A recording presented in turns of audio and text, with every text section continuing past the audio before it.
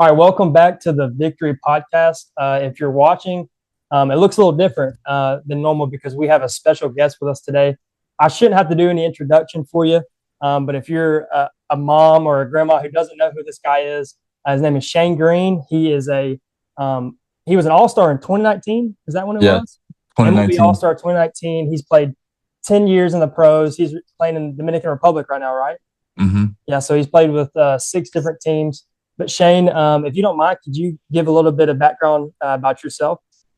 Yeah, so I grew up in Orlando area. High school, I was on varsity for 3 years, but my sophomore year I didn't play at all. I didn't pitch one inning, and then went to the University of West Florida for my freshman year. Had Tommy John surgery, transferred to Daytona Beach Community College. Um, wasn't on the team there, just kind of rehab. New Yankee scout. Uh, from when I was a child. I was going to him for hitting lessons. Now he's a Yankee scout. Called him to see if he could help me talk to schools, like with whatever schools he had relationships with. That was like 3 weeks before the draft. I threw a bullpen for him. First time in my life I ever thrown over 90 miles an hour. And then threw for, he brought a cross checker the next time, threw for them. And then they invited me to Tampa. I went to their complex, faced some minor league hitters in like a scrimmage game.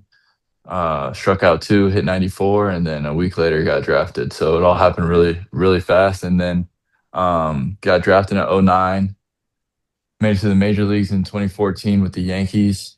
Um, was there for half of a season. Then they traded me to Detroit. I was there for 5 years. Then they traded me to Atlanta. I was there for two-ish calendar years. And then they DFA'd me, and then I kind of started bouncing around. I went to LA, went back to New York, and then I went to Chicago Cubs, and then in 24 I was with the Rangers. The Rangers was the only team I didn't pitch in the big leagues with. And then in 2024 I had flexor surgery, so I rehabbed that all year last year, and now I'm in the Dominican playing. Let's go, man. That's a crazy career. So, Yeah. if I heard you right, you said you didn't even play at Daytona State. Like you were just on the roster. You didn't pitch at all. So yeah, so my story's kind of crazy. I gave you the spark notes, but basically what happened was is my freshman year I had Tommy John after Yeah. my freshman year in college. And when I found out I needed the surgery, the head coach at UWF told me that I could earn my scholarship back when I could pitch again. I Yeah. took some offense to that, so I told him what I thought about that and left. Well, my my roommate my freshman year named Matt Collins, he Mhm. was from the Daytona area and got heavily recruited from them out of high school, and he ended up getting TJ also. And so he called me one day. He's like, "Yo, I'm going to Daytona Beach," and I'm like, "For how?" And he's like, "Well, I talked to the coach. He's gonna let me use the facilities to do my rehab, blah blah blah." And I'm like, "Yo, tell him I'm trying to come too." So he called the coach. Coach was like, "Tell him to come see me." I went there. And he basically gave us the opportunity to like use the facilities to do our rehab, but we weren't on the team. They had a developmental team. Yeah. I'm not sure if they still do that or not, but technically we were on that team so Gotcha. that we were able to use the facilities, but like we did nothing with the team. Like we just did our rehab on our own. We would go to the field and long toss sometimes before practice and then leave. Like he was allowing us both to have a chance to walk on the next year. Hmm. But then I ended up getting drafted, and then he Yeah. actually walked on, played there, and then got drafted by the Angels. Dude, I don't think I've heard anything like that before. Like Yeah, that's so out of the ordinary. I guess that's just how yeah. baseball is. Like nobody's route is the same. I feel like. Nah, no. Um, This game is just keep playing, man. Right place, right time. You know. yeah, yeah, no kidding. I kind of want to talk about this whole injury stuff. You just recently had surgery, like you said, and it's. I think I saw a thing where 3 weeks ago was your first time pitching in a year and a half. hmm That's so. Talk about that. Like you're deep into your career, but you're still alive. You're still going. How do you feel like that coming back process was different than when you were a little bit younger? Well, the first time I had elbow surgery, I was a kid still. You know, I was Yeah, a freshman in college, and uh, let me tell you, when you're a freshman in college, you think you're a grown up, and you yeah, think you got it all figured out, and then yeah, one day you'll turn 35, and you'll know that yeah. you were probably mistaken. But As a kid, you're naive and you don't know any better. You know what I mean? Like truthfully, I never really thought that I could play professional baseball. Like I was never really that good. I was good enough to go to college, but like I was never on the best travel team or any of that. I never threw hard. Uh, I always just kind of had a lot of competitive spirit, you know, but that was really kind of it. And then, so when I had my first elbow surgery, uh, like I said, I was naive. I did it all. I did have a moment during that process where it's like, well, if I'm not going to ever play baseball again, it's not going to be because I didn't do enough. Right. And the stigma behind like, you know, guys are coming, you come back better after TJ and all this other stuff. Like there was also that motivating me. Like I got a chance to come back better than ever. I better put my work in. And that's kind of what happened. So fast forward to this last one, I tore my flexor. I was 35 at the time, 36 at the time when I tore my flexor. You know, the last full season I had in the major leagues was 2021. And Hmm. technically that wasn't even a full season because of my free agency situation. So I was 3 years removed from a full year in the big leagues. I've been grinding in AAA. I was in AAA when I blew it out. 36 years old. It's kind of like, you know, some people that I told what I was about to go through were like, man, at least you'll be able to play catch with your kids one day. You know, like it was like to a lot of people it was over, you know, Yeah. and to me, like when I decided that I was gonna have the surgery, I made a promise to myself, like if I can just throw one more pitch in the big leagues, like I did it again, you know, like I proved everybody wrong one more time. So that's what I'm trying to do. This past year, obviously I didn't have a locker the whole regular season. And that was a grind because obviously my age, I know the way that the game looks at me because of my age, but I also feel, if not the best, like one of the best I've ever felt in my Mhm. career. Like strength wise, my elbow doesn't hurt. I got a new elbow. You know what I mean? Like I was I pitching with, know.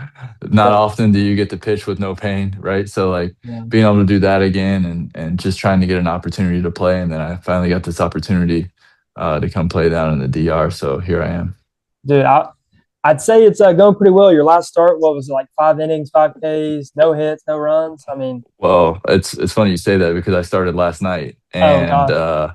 I didn't get out of the first. Well, that's baseball. But That's baseball. yeah, no, but yeah, man, the opportunity to play, the other part about where I'm at with my career and like mentally and what I went through the last year of like, you know, asking myself, am I wasting my time basically? Like if I put all this time and effort into something else, like I could start building something post baseball, whatever.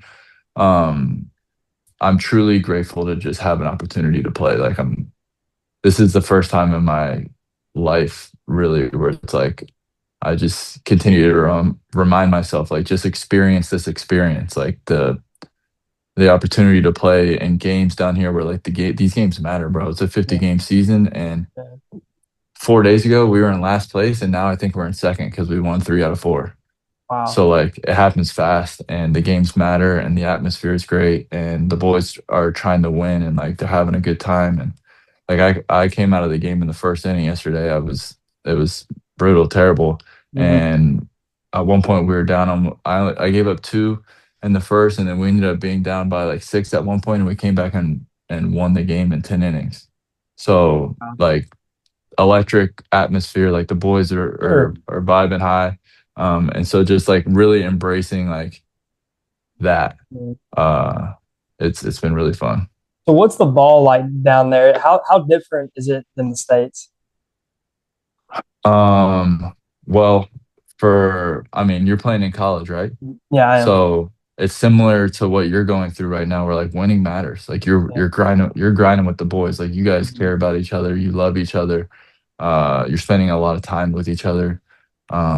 Winning matters, right? And then what happens is you go to pro ball and you get in the minor leagues and like winning matters, but Yeah. really development matters, you know. And like you, sure, you're gonna create relationships with people and get close to some guys and whatever, but it's not the same as what college was like Hmm. because of how it happens. Then you get to the big leagues and winning matters again, but it's a 162 game season, so like as much as winning matters, it doesn't really matter until Yeah. it's the playoffs or a Right. playoff push, right? Like the amount of times you lose a game, it's like, oh, a lot of baseball left, keep going. Yeah. Well, in college, it's not a lot of baseball It's left, not, no. and same here. Like, there's not a lot of baseball left. Yeah. So, that atmosphere just creates a playoff type atmosphere, which you don't always have in the regular season, in the big league. So that in itself has been like refreshing and fun, and Yeah. like yesterday, yeah, anytime you don't make it out of the first inning as a starter, it sucks and it hurts. But like yesterday hurt twice as bad. And then we won, and then it didn't hurt as bad. You know what I mean? Because winning matters. So the boys picked me up, and it felt good. So I feel like with your last start, like you didn't do what you probably wanted to.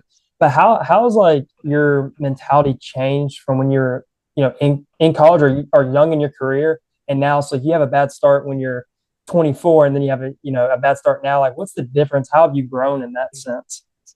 Well, the challenge is the same.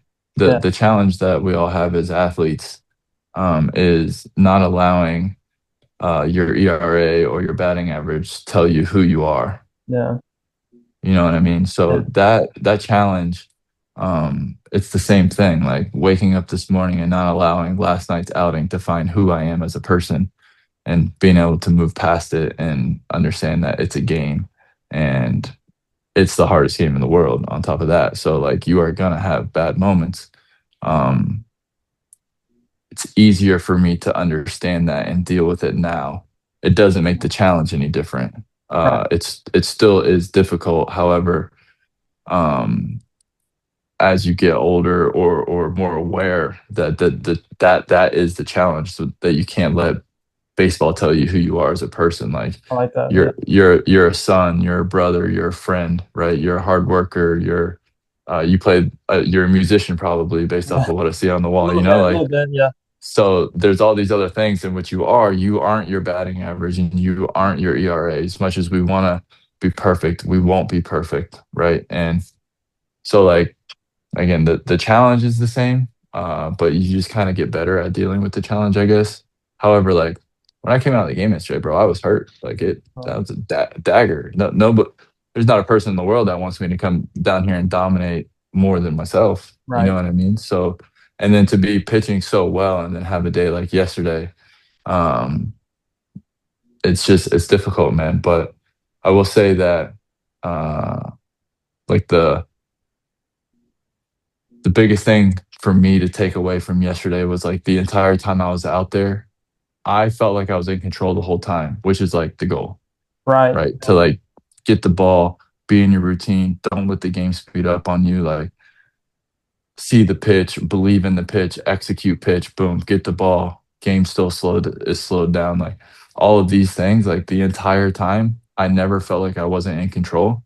And if I can just feel like that every time forever, like chances are I'm going to be successful over the course of however long, right? So, like evaluating myself in that sense, like I've truthfully, the what got me yesterday was the pitches I executed were like this far off. Yeah. Like I executed enough pitches to be successful. But they were not in the zone, and they were not swinging. So like because I was shotgunning the other ones, and then I finally execute one, and it's 1-0 or 2-0, they're already taken. Now I'm 3-0, and I'm like, oh, now I got to be perfect. So I'm a catcher, so I definitely I see that all the time in pitchers like that. I feel like I mean I don't know how it is for you, but a lot of pitchers I feel like have to lean on their catchers in some of this sense of like, hey, you were missing pretty wide. Like they're like, I don't know why I'm get hit around now. It's like, well, your first inning you were nowhere near the zone. All you could get in there was a heater. What do you think they're mhm. going to come after you? I'm not saying that's how your start was, but I'm just Yeah, saying I yeah, feel like do you like lean on your catcher a little bit to kind of like get you more in like this, yeah. like, You're the captain of the ship, you know, in a sense. But the biggest thing, I was just talking about this on my podcast. The In this generation of baseball, like the when I was growing up, the most important thing and the thing that was preached the most was like believe in the pitch that you're throwing, mm-hmm. right? Like um um conviction. Yeah, The conviction in the pitch you're throwing is the most important part. Okay.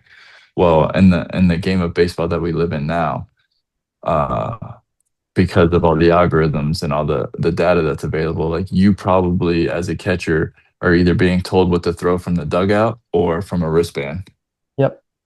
right? So your conviction has to only be in the data. Now as a pitcher, you're just telling me what to throw and then I'm just throwing it. So there's no process where my brain is convicting itself that this is the best pitch to throw now. It's just Yeah. like, okay, what am I throwing? Where like my whole life growing up, it was being taught a process onto how to get to the next pitch. So then you are convicted in that pitch and now you can execute that pitch. They eliminated all the other stuff. So um, the challenge for pitchers now, I believe, is, and I run into it because of all the data that's available now, right? But is being convicted in the pitch without a process of getting to it yourself. So that's a whole nother like mindset that they're gonna have to tap into, and I think that that's what makes your job more difficult now Yeah. because your job now is to make sure that they're convicted in every pitch, even though they're not coming up with it. So like whether that's with your body language or your words of affirmation or like it's amazing what a couple of these glove taps will do Yeah. before you show me a Yeah. target. You know what I mean? Like all these little things are gonna add to conviction for me on the mound. Yeah. I mean, I guess like the body language you're seeing back there, if you're seeing terrible body language, you're like just mentally, you're going to be a little bit less confident in yourself. If you see the catcher back there with his head down, like you missed a big pitch and he's just like, gosh, bro, like go a strike. Like your confidence is different, I feel like. 100%. And that's, I think, like what I try to give advice to catchers growing up. Like, man, how do I be the best catcher? How do I, get better at this? And I'd say being able to make a pitcher confident when maybe they're not on their best day and you know that, but making them feel confident. I've seen people starts go from, hey, I just got bailed in the first. Now I just went 7 innings because I just Hmm. shoved the last six because I, gained my confidence back. I like hearing your point of view on it though. It's kind of, cool to hear that. And the analytics side of the things, like we still need to be reactionary to the game. I feel like not Hmm. just super driven on the analytics. We don't see that as much as you probably do. So like, how do you feel on that? On the analytics, I mean, Yeah. I think again, like my whole life, it was about like reading the hitter, right, and letting the hitter tell you what to throw. Right. I still believe in that, but I also believe that with these analytics, well, we have an idea of where we should probably go first, Yeah. and then we can allow the hitter to tell us what to throw, and that's kind of how I go about it, or I try to go about it. But back to like what I was just saying a minute ago with your body language, it's like if you know that the wristband or in your ear, like you're throwing a slider here, as a catcher, you still have enough awareness to know is this a 1-0 slider or a 0-2 slider, and if it's a 0-2, like we probably don't want this over the plate. And if we do, we're gonna want it in the dirt. So like those little gestures of like pointing to the dirt or like making sure you're getting, now the catchers are setting up down the middle a lot more than usual, right? But Yeah. like if it's a 0-2 count or whatever, like I also don't believe in wasting a pitch, Hmm. So I don't want it to be a strike. So get off the plate and like give me one of these, like get it out here Yeah. kind of thing. Um, but it's all kind of the same thing. The analytics are amazing. But there is a flow in which the game is still a game. And I do also believe that analytics are amazing until you're in the ninth inning. Yeah. I think the ninth inning is a completely different game. How Yeah. the hitter hits. I mean, you hit, so like you're at bat in the third inning with two guys on is different than you're at bat in the ninth inning No with two doubt. guys on when you're down one. So your approach, the balls you swing at, the sliders you chase versus the sliders you don't chase, everything's going to be different in the ninth inning. So analytics, in my opinion, in the ninth inning, they don't matter. They don't matter. I mean, yeah. I mean, the whole game just feels different in a tight ball game in the night. So I, mean, Hmm. I would assume analytics aren't able to show a lot of that, like just the adrenaline and stuff that happens during those last couple like minutes of the game are just different. Like I don't know how. The human elements are more apparent in the ninth inning. We can say Right. it that way. Yeah. I like how you said that. I never really thought about it that way. But yeah, the whole analytics stuff is cool to me because we don't really get to see that side where I'm at. I'm at the Division 2 level, so we're not Hmm. super big into that. We're getting more into it with like TrackMan and stuff. We had that at our field now, but we're not able Hmm. to. We don't have somebody that is super educated on that to even Hmm. help, be able to help us in that way. So I'm still learning, and it's really cool to me. Um, Hmm. I feel like. But when do you feel like? Actually, I kind of wanted to get off that and go into your podcast. What was your motivation to starting podcasts?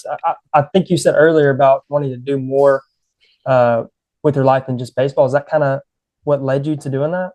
A little bit. So I've had many over the last probably 5 years of my life. A lot of people have told me that I should have a podcast or write a book or whatever, just because my story is kind of different and Yeah, crazy. And when I get into deeper conversations, like what comes out of my mouth a lot is like the person that I started the podcast with, yeah, he'll always say things to me like, "That's the most Shane thing in the world to say," or like, "That's the most Shane yeah, thing in the world." He's like, "You need a podcast." So what really happened was is that person, Barrett, he writes my workout plans in the off season. We're around the same age. He's a year older than me. Um, we might be the same age, but anyways, he was all over me. He's like, "Dude, you need to start your podcast. You need to start a podcast. You need to start a podcast." And then at one point, I thought I started a podcast, and it was just me, and it was called the Chest Slap, and I recorded one episode, and everything was great. yeah. But I wanted it to be like how your guys' is, where it's in person. Hmm. But I thought I was going to just pay for someone to show up to set up the cameras, and all I had to do was sit down. Well, then when I booked out 8 podcasts in a row or 8 guests in a row, and the videographer sent me the bill for that, I was like, whoa. Yeah, I need to reevaluate what I'm trying to do here. So then I yeah, didn't do it. Then baseball season started. I left for baseball, didn't think about it again. Next off season, you need a podcast. You need a podcast. When are you going to start your podcast? And I just kept putting it off, putting it off, putting it off. And then finally he's like, you know what? We're going to do a podcast together so I can make you do it. And I was like, mhm, you want to do one together? Let's do it. So that's what happened. We named it Tub Street because that's the name of the street that the workout facility is on. And we started recording like every week or every other week. And I started doing the editing because I didn't have a baseball job. I had nothing else to do. And here we are. So, what's your plans for the future with it? Are you going to keep trying to like doing it? Like, I guess while you're there, you said you filmed one while you were there, or Yeah. So we have 15 episodes. Most of them are just me and Barrett talking. And then we had our first guest on like a week before I came here. We had Doug Nikhazy I on, saw that. Yeah. who I work out with. I've known for a few years. He made his MLB debut this year. Hmm. So we asked him to come on. He was our first guest ever. And then I came here, and Bear's super busy there. But when I was home, it was easy for us because he could just be like, "Hey, podcast today at 3." I'm like, "Yeah, I got nothing going on." But Yeah. now that I'm here and I have a schedule, it's been more difficult. But there's another guy here playing named Aiden Anderson, who I played with when I hurt my elbow two Hmm. years ago when I blew out. I was playing with him and his twin brother in Round Rock, which is AAA for the Rangers. Yeah. And we ended up playing here together randomly. Like we both had no idea. And then I was getting on the van one day and I'm like, "Aiden?" And we're like, "What up?" So long story short, I asked him if he wanted to come on the Yeah. podcast. So I had him on. Bear wasn't able to make it. So he's our second guest ever. We did one. I haven't edited it yet, so it's not none of it's posted. And then me and Barrett just did one for like 30 minutes just to talk about the DR a little bit, that I also have to edit and post. But to answer your question, I guess the vision for the whole thing is to talk to people that we want to talk to. Yeah. Probably going to be a lot of baseball content overall. Have good conversations, talk about ball, talk about life, talk about faith, God, Yeah. whatever conversation comes up. But there will obviously be a lot of baseball content because of who we are. Yeah. That's what we kind of lean towards. We have done one episode with some basketball players. That was fun, just kind of get into like a different Hmm. avenue. But yeah, we're definitely very baseball centric here. One fun fact that I don't know if people know about you is you actually have a World Series ring I do. from the Braves, right? Yeah. I saw, Uh, and this is going to sound really stalker of me, but I saw on one of your comment sections on TikTok, someone said something about it, and you're like, Yeah, I didn't dogpile, but I have a World Series ring. Yeah. That's funny. Yeah, 2021. That was my first free agent year, so didn't go how I expected. Signed late, got to Atlanta, then Mhm. pitched not. I didn't pitch very good.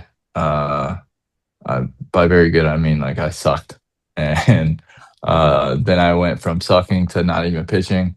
They DFA'd me, and then I went to LA. But that was the year they won the World Series, so Yeah.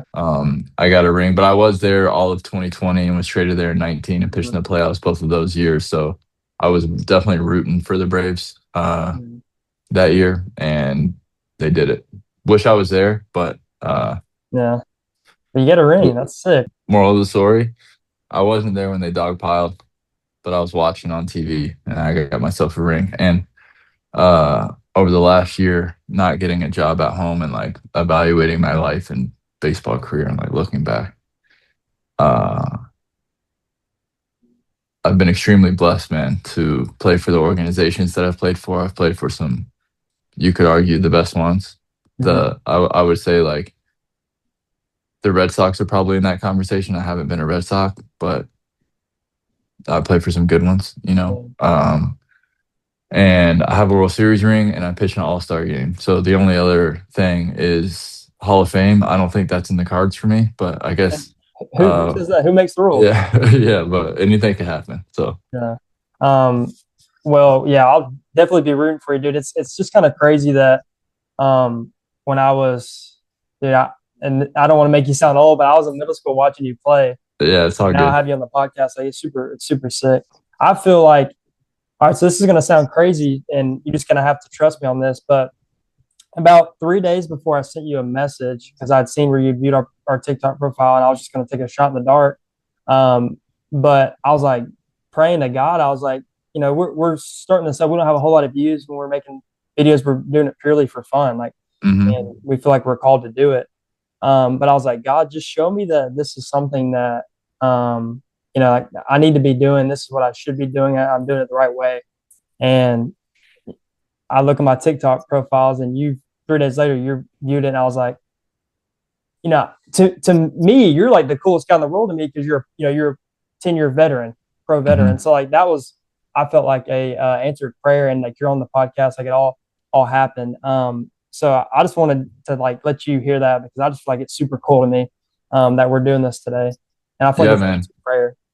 Yeah. Everything happens for a reason, Yeah. right?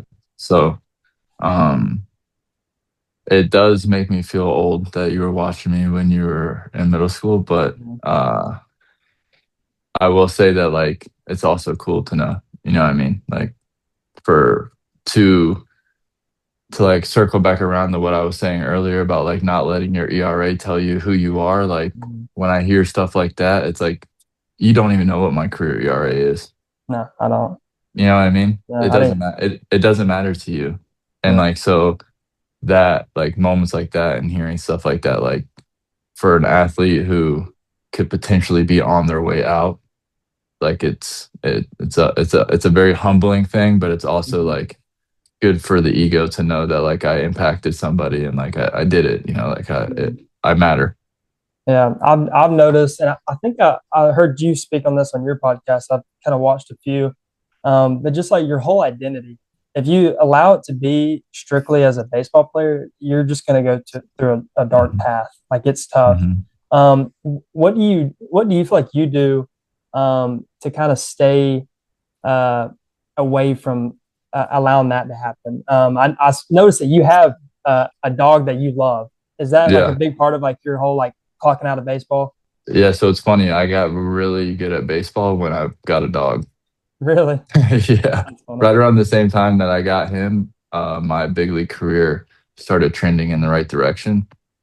I think the main thing is like the dog doesn't care if you gave it up tonight or if you dominated. Like he's happy to see you. And when you wake up in the morning, he's happy to be alive. And like being around that energy is good for anybody. And then also understanding that perspective, right? So, man, the game we play is so hard, bro. It's the hardest game in the world. You can do everything right and be the worst player on the field today, and do everything wrong and be the Yeah. best player on the field today. And it's the only sport that can happen.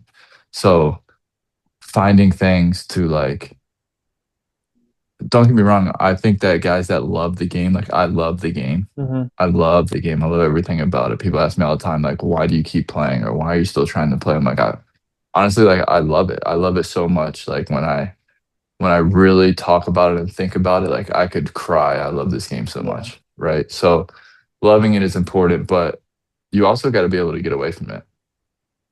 Like watching the game and learning the game is great, but like if you can't get away from it because it's so difficult, like it will bury you, Yeah. you know? Yeah. So I think it's important whether it's music or fishing or hunting or just having friends or golfing or faith or, like anything.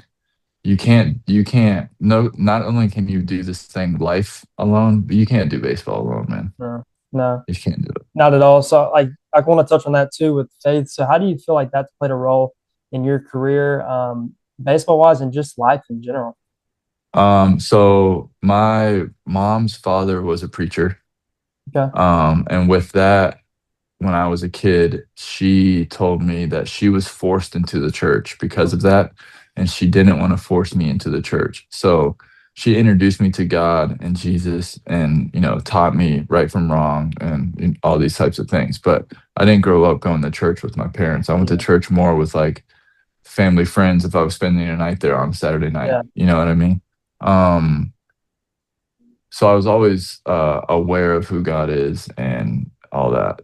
Fast forward to the guy I do the podcast with, Barrett. He's probably the most influential person in my life up until now when it comes to faith in God. And I joke with him now, and I jokingly tell him like, "Thank you for forcing me into it a little bit," Yeah. because I was with him every day, and every day he's like, "You pray? You want to go to church on Sunday?" Yeah. And it's like, all right, I'll go to church on Sunday. But Mhm. um, over the course of the last 5 years working out with him and having these kinds of conversations and uh, him being like uh, able to hear my questions and like my thought process behind like you know uh, what doesn't make sense to me or how my brain is like dissecting certain things or whatever, like he was able to like always kind of push me in the right direction or like get me to like look in the direction that I probably needed to look at. And then as I took the initiative to get closer to God myself, I was able to, right? And there's moments looking back on my life. I was actually at a Bible study right before we started this, and I told them a story about my uncle where it's like this coincidence. It's not a coincidence. There's no other way to explain this other than there's something bigger than us that we'll never truly understand, and that's where your faith comes in play, right? But Barrett is a huge part of how my faith has gotten to where it is now, and I think that a part of my career trajectory and path getting to where I am right now, uh, my faith has only been getting stronger. Uh, his voice has only been getting louder. And I am now in the first locker room that I've ever been in my life where they pray as a team 3 times a day. No So way. it's like, so if you believe that nothing happens as a coincidence and that Yeah. everything happens for a reason, it's like, well, that's probably why I ended up here playing ball, That's even so. though, you know Yeah. what I mean? Like Yeah. 4 years ago, I would have said, nah, no way, I'll end up down there. Like I'm an all-star. Yeah. You know what I mean? Like, Yeah. and now I'm here. So, again, really truly believing and trusting that like I might not know yet how and why I was supposed to be here. I'll let you know in a couple years when it kind of all unfolds. You Yeah. know what I mean? Dude, that's awesome, dude. I really love what you said, with the whole whenever you wanted to have a relationship with God, like you were able to feel that. People just feel like it's kind of like a misconception of like, if God's not reaching out to me, if I don't see him, then he's just not real, like stuff like that. But if you're pursuing a relationship with him, he'll Mhm. show up. He Yeah. shows up every Well, single I had it explained to me uh, this was probably like 3 or 4 months ago. Nick Torres explained it to me. He just won the MVP in the Mexico League last year. Really? So we were having a Bible study back home, and he was talking, and he said, I'm pretty sure it was him that said it, but anyways, it doesn't matter. What matters is this: uh, what this whole relationship with God is like. It's like if me and you were to go to a concert, it's gonna be really loud, right? And I could be standing right next to you trying to whisper something in your ear. And if you don't know that I'm trying to whisper something in your ear, you're not going to hear it because it's really loud around us. Yeah, But if you are consciously trying to hear the whisper, if you try hard enough, eventually you'll only hear the whisper. That's I like that analogy. I've never your heard. relationship. That's your relationship with God. Like we're constantly at a concert. It's total chaos and noise all around us. He's always whispering in our ear. And unless we're trying to listen to him, we'll never hear it. And the more that you try and the more that you hear, the easier it is to start hearing it. And the louder the voice gets and the quieter the noise around you gets. Hmm. And after he said that, I swear it was Nick that said it, but after I heard that, like I'm like, oh, okay. That like that analogies are my thing. Analogies like Yeah, resonate for me the most. So me I too. heard that and I'm like, all this makes so much more sense now. And since then, I would say my faith has gotten 5 times stronger than it was even that day. You know what I mean? So like, uh, yeah, just if you're not listening for the whisper, how could you possibly hear the whisper? Yeah, that's sick. I've never heard that one. I'm an analogy guy too. I love hearing Yeah, it. It lets me like picture it better for and sure. explain it to people because it's kind of hard to explain what you're internalizing yourself of why you believe in God. It's sometimes it's hard for me to, but analogies are definitely the easiest way to Yeah. express that.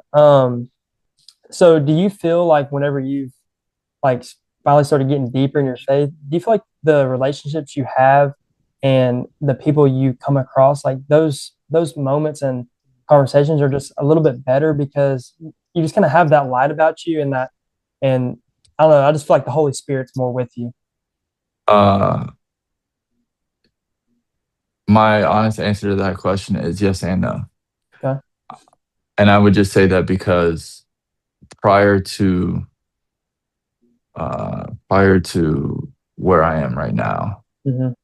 I was still feeling and doing mostly the same stuff. Yeah. I was just calling it different things. Right. You know, like I would just call it energy. Yeah. Where it's like now that energy I'm calling the Holy Spirit. Right. You know what I mean? So Yeah. like Yeah. I don't think I was necessarily like so like gone lost because I Yeah. was always very in tune with like the spiritual side of everything. Yeah. And I always wanted to be very in tune with that. I was just calling it different things, right? And through the course of like the word, and I still haven't done a very good job of like opening up the Bible and reading it. Yeah. But the more that I learn about the Bible and about like Jesus, the more that I understand, the more conversations I have with God, and the louder the voice gets, Yeah. the more that I understand that what I thought was just energy before is more than that, probably. Right. And Yeah. the more that I asked him to give me an undeniable evidence that like he is who I think he is, Hmm. the more weird stuff would happen where it's like, oh, well, I don't really know how to explain what that was other than he's letting me know, like, uh, so I just keep having more and more. And maybe that's the whole like listening for the whisper thing. Maybe these things have always been happening and I never noticed because I wasn't trying to notice. It's like when you're driving down the road, if you're not looking for the red cars, you won't probably see any. Right. You have to Uh, be intentional. Everything it's super yeah. intentional. It's the same. This is what I love about playing a sport and having a relationship with God is that they kind of go parallel. You have to be super intentional with your uh, practice and work and getting better. It's not just going to happen. Like some people are blessed, but if they don't work at it, they'll just fall off. And Mhm. I feel like it's the same with your faith a little bit. That's why I love as an athlete, I'm able to see the parallels in that. Mhm. Do you feel like you kind of can see that too? Yeah, we were just talking about that today too in the Bible study. It's like my analogy would be like for us, for the athlete side of things, like routine, right? Are you doing your routine because it's your routine, or are you doing your routine because this is what you're doing right now? Right. It's like when you're brushing your teeth. Are you brushing your teeth because this is what you do in the mornings? You brush your teeth, or are you actually trying to clean your teeth? Because if you're trying to clean your teeth, you're going to brush them way differently, Yeah. right? Yeah. Like the amount of intent that comes with cleaning your teeth Yeah. is way different than the amount of intent of you just brushing your teeth in the Brushing your morning. teeth. Yeah. So I brought that up today because I was talking about like prayer. I catch myself feeling sometimes like, am I just like checking each box of like what I'm thankful for and what I'm asking for? Or am I like actually feeling and being intentful with what I'm thankful for and what I'm asking for? And I've found that the more times that I stop throughout the day and pray, even if it's for 4 seconds, the better I am at being intentful with that prayer, because it's not just like okay, I'm about to go to sleep. Let me run through all these check marks real quick before I doze off. It's like whatever I'm praying about at 3 p.m. is probably different than 5:30 p.m. because I'm praying about something that's either about to happen or just happened or whatever, Right. So you naturally just become more intentful, and then you kind of build momentum with that. But uh at the end of the day, like clean your teeth, don't brush them. Yeah. I like it. Dude, you have so much wisdom. I feel like I could sit here and talk forever. I'm looking at the time. I'm like, I'm holding you over way longer than I said it was going to Nah, be. dude, I got nowhere to be until 7 o'clock, man. I'm here. Well, I'm not gonna hold you till 7, dude. I appreciate you hopping on, dude. It's been super cool for me, just like having somebody like you on here. Like I Yeah, feel like you probably go out throughout the day feel like a normal person, but dude, you have so much to give, and it's awesome, dude. And I really like to hear your story and everything about that because people just know you as a baseball player, looking in. And so getting to hear some of the personal stuff about you is just so awesome to me. And I really appreciate you hopping on. yeah, man. Anytime. Before I go, I gotta say, along with Shane, you should have a podcast. Shane, you should have a podcast. Shane, you should have a podcast. I've been told to share my story also, so I finally dove in on that, and I got a camera guy who started following me around. I got a YouTube channel coming. We haven't dropped any videos yet, Yeah. but the YouTube channel is the same as all my other socials. It's at SAGREENEY. Um, Follow that, and when I'm back in the States, our season is up until Christmas. Mhm. But whenever I'm back in the States and I'm there for a little while, maybe we'll try to do another one in person. Yeah.